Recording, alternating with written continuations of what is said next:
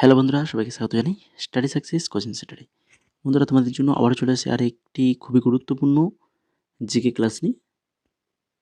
আমরা এখন recent SSC MTS 2024 যে এক্সামগুলো হয়েছিল সেই এক্সামে জেনারেল নলেজের কোশ্চেনগুলো নিয়ে আলোচনা করছি।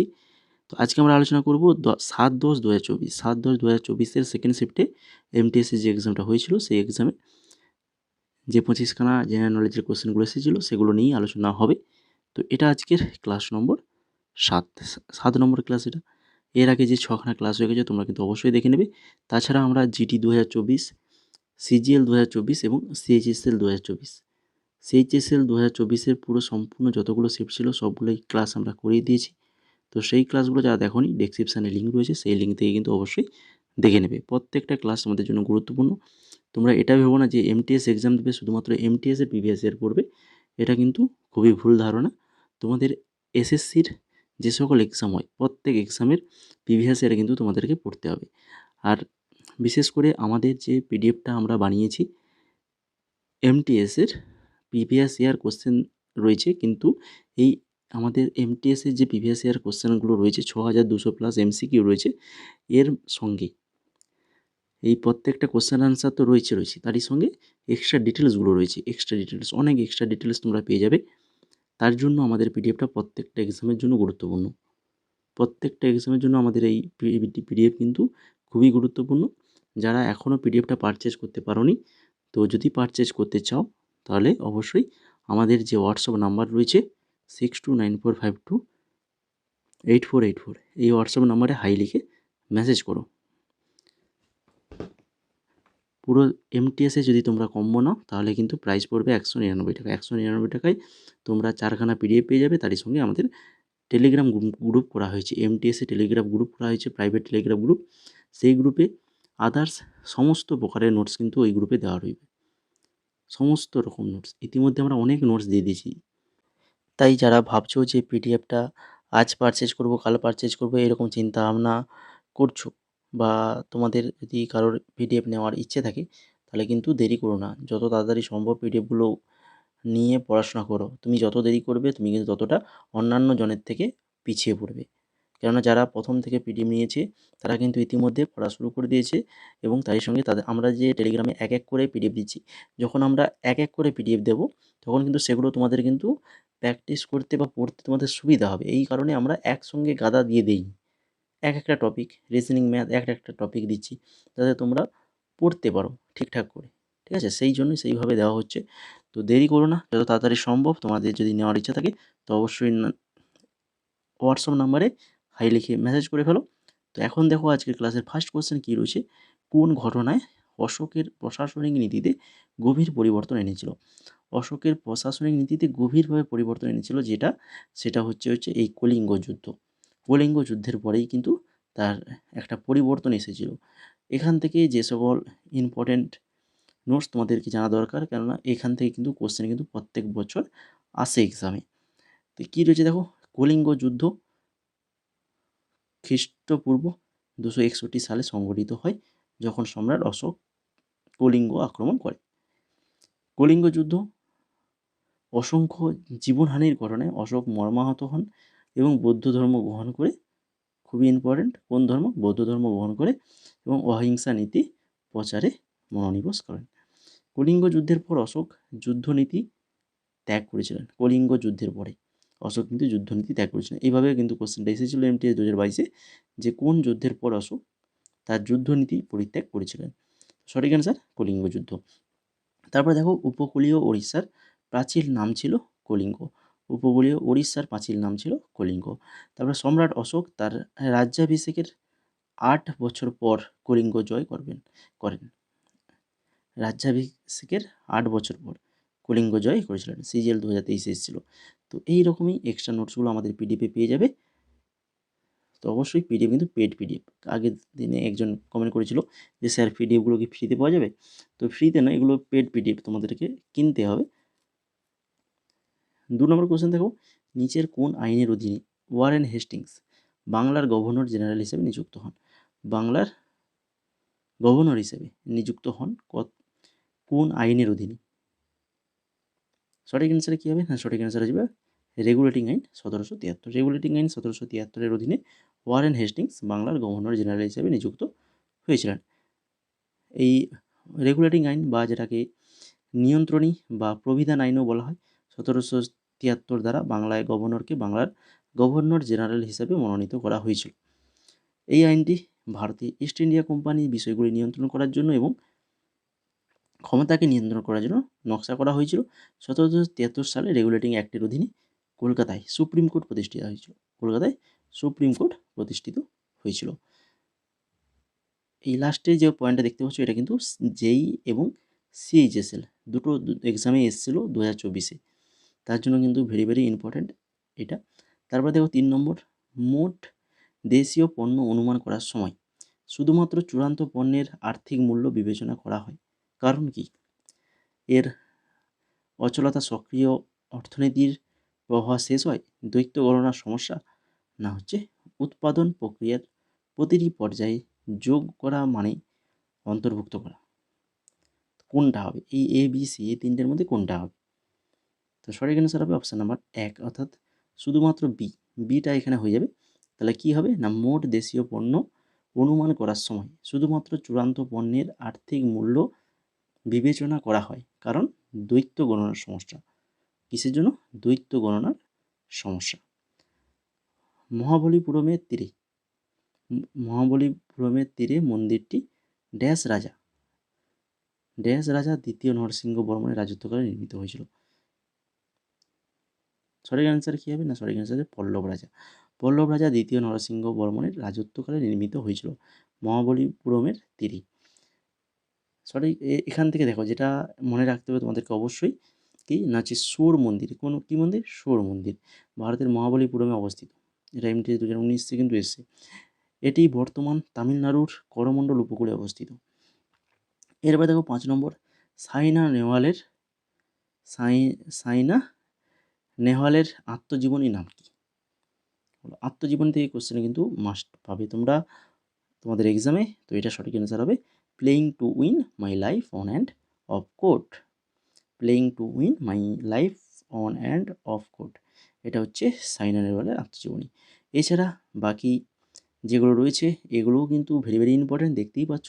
কেন এখানে সালগুলো দেখলেই তোমরা বুঝতে পারবে কেন এটা ইম্পর্টেন্ট। ফার্স্ট যেটা রয়েছে আনব্রেকেবল, যেটা কার? না হচ্ছে মেরি কমের।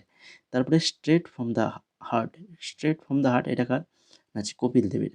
Are playing it my way এটা হচ্ছে সচিন তেন্ডুলকরের। তিনটেই কিন্তু ভেরি ভেরি ইম্পর্ট্যান্ট। নিচের কোনটি খনিজ ঘাটতিজনিত রোগ? খনিজ ঘাটতিজনিত রোগ কোনটা?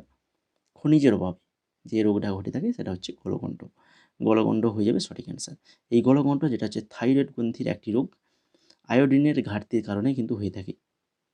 7 নম্বর, নাগাল্যান্ডের সেঙ্ক্রেনি উৎসব, এটি মিনি হর্নবিল উপজাতি উৎসবের অংশ হিসেবে প্রতি বছর ড্যাশ মাসে পালিত হয়, যা ভোজ এবং গানের সাথে শুদ্ধিকরণের উদযাপন। তো যে উৎসবগুলো তোমরা পড়বে সেগুলোর কিন্তু অবশ্যই এই মাসগুলো অবশ্যই মনে রাখবে কোন মাসে হয়, এগুলো কিন্তু এক্সামে দেয়, যেমন এটার ক্ষেত্রে দিয়েছে। তো এটা যেটা হবে সেটা হচ্ছে ফেব্রুয়ারি মাসে এটা পালিত হয়। সেঙ্ক্রেনি হলো নাগাল্যান্ডের মিনি হর্নবিল আদিবাসী উৎসবের অংশ হিসেবে 10 দিনের উৎসব। কতদিন হয় এটাও এক্সামে আসে, 10 দিনের উৎসব। এটি আঙ্গামি উপজাতির কোন ফেব্রুয়ারি মাসে পালন করা হয়, কোন উপজাতি পালন করে এটাও আসে এক্সামে। এরপর দেখো 8 নম্বর কোশ্চেন, 1875 সালের স্বামী দয়ানন্দ সরস্বতী নিচের কোন সমাজ সংগঠনটি প্রতিষ্ঠা করেছিলেন? বলো। স্বামী দয়ানন্দ সরস্বতী যে সেই সামাজিক যে সংগঠনটা প্রতিষ্ঠা করেছিল সেটা হচ্ছে কোনটা? না সেটা হচ্ছে এই যে আর্য সমাজ। আর্য সমাজ কে প্রতিষ্ঠা করে? এভাবে এক্সামে আসে যে দয়ানন্দ সরস্বতী প্রতিষ্ঠা করে।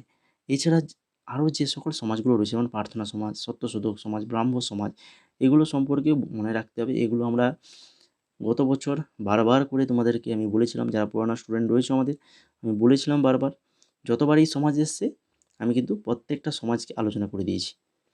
এবারেও দেখে নাও, রাজা রামমোহন রায় বাংলার ব্রাহ্ম সমাজ প্রতিষ্ঠা করে। আর্য সমাজ 1875 সালে দয়ানন্দ সরস্বতী প্রতিষ্ঠা করে। সত্যশোধক সমাজ বর্তমান মহারাষ্ট্রে 1873 সালে জ্যোতিরাও ফুলে দ্বারা প্রতিষ্ঠিত হয়। আর হচ্ছে প্রার্থনা সমাজ 1867 সালে। আত্মারাম পাণ্ডুরঙ্গ দ্বারা প্রতিষ্ঠা হয়। তাহলে এই প্রত্যেকটা এই যে চারখানা সমাজ রয়েছে ভালো করে মনে রাখো। এরপর দেখো 9 নম্বর, খেলাধুলার প্রেক্ষাপটে WFI মানে কি? অর্থাৎ WFI ফুল ফর্মটা আমাদের এখানে জিজ্ঞেস করেছে। WFI এর ফুল ফর্ম কি? না, এর ফুল ফর্ম হচ্ছে wrestling federation of India. Option number 1 হয়ে যাবে এখানে সঠিক answer, wrestling federation of India. তারপর 10 নম্বর, গঙ্গাইকোন্ডা। গঙ্গাইকোন্ডা চোলাপুরমের স্থাপত্যের বিস্ময় মন্দিরগুলি নিম্নলিখিত কোন রাজা দ্বারা নির্মিত হয়েছিল? বলো, গঙ্গাইকোন্ডা চোলাপুরমের স্থাপত্য বিস্ময় মন্দিরগুলি, এগুলো কোন রাজা দ্বারা নির্মিত হয়েছিল? না, এগুলো হয়েছিল রাজা রাজেন্দ্র। রাজা রাজেন্দ্র দ্বারা নির্মিত হয়েছিল। এই গঙ্গাইকোন্ডা চোলাপুরম মন্দির এটি তামিলনাড়ু তাঞ্জাভুরে অবস্থিত। তামিলনাড়ুর কোথায় রয়েছে? তাঞ্জাভুরে। এটি 11 শতকে নির্মিত হয়েছিল। এই মন্দিরটি ভগবান শিবকে উদ্দেশ্য করে নির্মিত হয়, ভগবান শিবকে উদ্দেশ্য করে। এরপরে দেখো 11 নম্বর, তার আগে তোমরা যারা এখনও ক্লাসটাকে লাইক করোনি তো অবশ্যই বলবো ক্লাসটা লাইক করে ফেলো, এবং আমাদের এই টেলিগ্রাম চ্যানেলে যারা যুক্ত হওনি ক্লাসের শেষে অবশ্যই টেলিগ্রামে যুক্ত হয়ে যাও। আমাদের যে টেলিগ্রাম গ্রুপ রয়েছে, প্রাইভেট গ্রুপ তো আমরা এমটিএসের জন্য বানিয়েছি, কিন্তু আমাদের চ্যানেলের একটা গ্রুপ রয়েছে যেখানে সমস্ত প্রকারের ইম্পর্টেন্ট নোটস সেখানেও দেওয়া হয়, সমস্ত ধরনের নোটস দেওয়া হয়। ইম্পর্টেন্ট তোমাদের job related update, exam related update পেয়ে যাবে তোমরা সেখানে। তোমাদের মেসেজ করে তোমাদের কিছু জিজ্ঞাসা থাকলে সেটাও করতে পারবে এই টেলিগ্রামে, ঠিক আছে? সেটা টেলিগ্রাম চ্যানেল, সেখানে সবাই যুক্ত হতে পারবে। তার লিঙ্ক তোমরা ডেসক্রিপশনে পেয়ে যাবে, আচ্ছা টেলিগ্রামে গিয়ে সার্চ করবে সেটাও পেয়ে যাবে। তো এটাতে অবশ্যই যুক্ত হয়ে যাবে তোমরা যারা যুক্ত হওনি। আর চ্যানেলটাকে এখনও যারা সাবস্ক্রাইব করনি তো সাবস্ক্রাইব করে ফেলো, দেরি না করে সাবস্ক্রাইব করে ফেলো যদি চাও এরকমই গুরুত্বপূর্ণ ক্লাস পরবর্তীতে। আমরা কিন্তু এমটিএস 2024-এর প্রত্যেকটা শিফট আমরা আলোচনা করব, এবং তারই সঙ্গে টপিক ওয়াইজ আলোচনা হবে। আমি আগে থেকেই বলে এসেছি প্রিভিয়াস ইয়ার আগে শেষ করব, তারপরে টপিক ওয়াইজ শুরু করব। তো এই ধরনের ক্লাস যদি পেতে চাও তো অবশ্যই চ্যানেলটাকে সাবস্ক্রাইব করে বেল আইকনে ক্লিক করে দাও। আর রেগুলার তোমরা 6:30 6:30 PM চলে আসবে, ক্লাসে জয়েন করে ফেলবে, বা টেলিগ্রামে থাকলে তোমরা ওখানে নোটিফিকেশানও পেয়ে যাবে। আর সাবস্ক্রাইব করে থাকলেই তো নোটিফিকেশান অবশ্যই চলে যাবে তোমাদের মোবাইলে। তো এবার দেখো 11 নম্বর কোশ্চেন কী রয়েছে, নিচের কোনটি লেগুনের উদাহরণ নয়? লেগুনের উদাহরণ নয়, নয় বলেছে, তো সেটা কোনটা? না, সেটা হচ্ছে নৈনিতাল। বাকি চিল্কা, পুলিকাট আর হচ্ছে কোলেরু এগুলো হচ্ছে লেগুনের উদাহরণ। তারপরে দেখো দাপ্পু নৃত্য। দাপ্পু নৃত্য নিচের কোন রাজ্যের একটি বিখ্যাত নৃত্যশৈলী?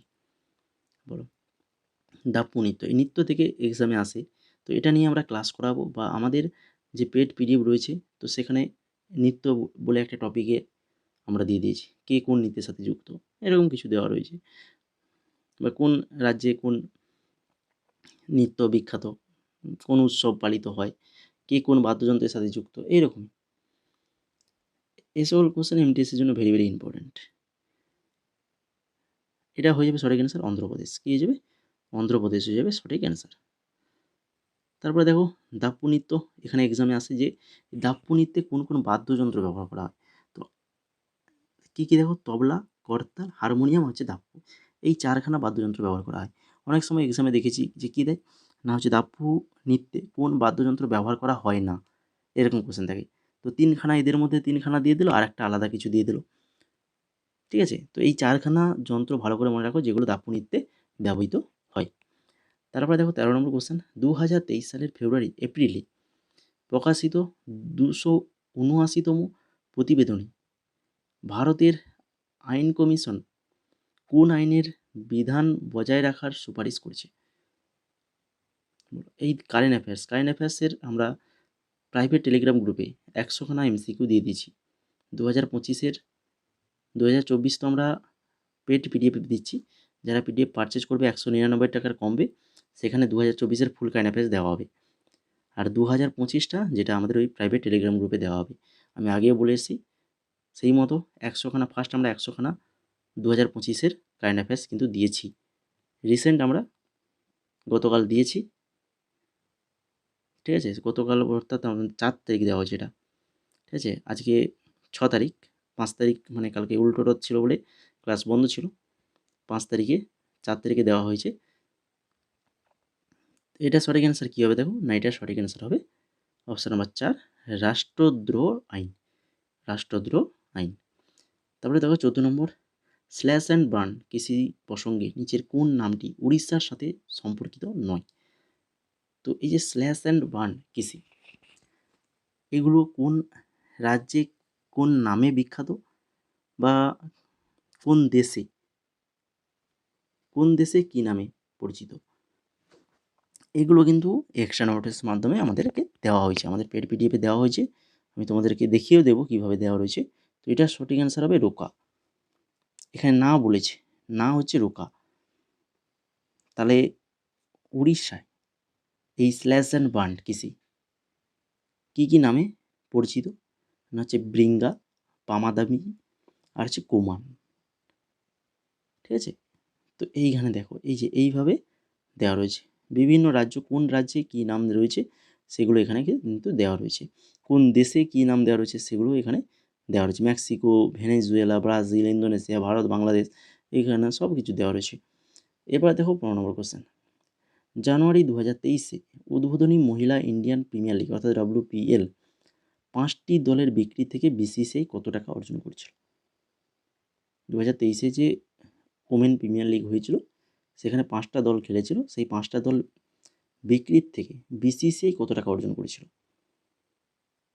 এইটা কত? 4,669.99 কোটি টাকা। 4,669.99 কোটি টাকা। এরপরে দেখো 16 নম্বর কোশ্চেন, মৃগী রোগ একটি ব্যাধি বা যা মানবদের নিচের কোন অংশকে প্রভাবিত করে? মৃগী রোগ এটি আমাদের মানবদের কোন অংশকে প্রভাবিত করে? সঠিক অ্যান্সার অপশান নাম্বার 1, মস্তিষ্কের কোষ। মস্তিষ্কের কোষগুলিকে কিন্তু প্রভাবিত করে। তারপরে নিম্নলিখিত বিকল্পগুলির মধ্যে কোনটি সমস্ত ভেক্টর রাশি রয়েছে? দেখো, একটা দুটো ভেক্টর রাশি থাকলে আমাদের মানে অ্যান্সারটা করতে সুবিধা হয়, যখন একসঙ্গে 4টা 5টা দিতে তখন একটু সমস্যা হয়, তাই কি না? দেখুন এখানে দেখো 5খানা করে দেওয়া রয়েছে, 5খানা। তো যারা পড়াশোনা করেছে তারা কিন্তু অনায়াসে অ্যান্সার করে দিতে পারবে। তো এটা হয়ে যাবে হচ্ছে বল, বেগ, গতিবেগ, ওজন আর হচ্ছে ত্বরণ, এগুলো প্রত্যেকটাই হচ্ছে ভেক্টর রাশি। এখানে যেমন দিয়ে দিয়েছি উদাহরণ, দেখো স্কেলার রাশি কীগুলো? ভর, আয়তন, ঘনত্ব, সময়, তাপমাত্রা, বৈদ্যুতিক প্রবাহ, দূরত্ব, শক্তি, গতি, এগুলো সবই হচ্ছে স্কেলার রাশি। বোঝা গেল? আর ভেক্টর রাশি কী কী? যে বেগ, বল, ওজন, একটু আগেই বললাম গতিবেগ, ত্বরণ, টর্ক, এগুলো প্রত্যেকটাই হচ্ছে ভেক্টর রাশি। এরপরে চলে যাও 18 নম্বর কোশ্চেন, জাতীয় গ্রামীণ কর্মসংস্থান গ্যারান্টি আইন নিম্নলিখিত কোন বছর পাস হয়েছিল? জাতীয় গ্রামীণ কর্মসংস্থান গ্যারান্টি আইন, এটা পাস হয়েছিল 2005 সালে। 2005 সালে। অনুচ্ছেদ ড্যাশ অনুযায়ী রাজ্যের অধীনস্থ যে কোনো অফিসে চাকরি বা নিয়োগ সংক্রান্ত বিষয়ে সকল নাগরিকের জন্য সুযোগের সমতা থাকবে। যে কোনো অফিসে সবার জন্য সমান সুযোগ থাকবে। তো এটা বলা রয়েছে অনুচ্ছেদ কত না হচ্ছে 16 নম্বর অনুচ্ছেদে বলা রয়েছে। তারপরে দেখো PM SBA নিধি স্কিম 2020, এটা CGL আমরা আলোচনা করেছিলাম।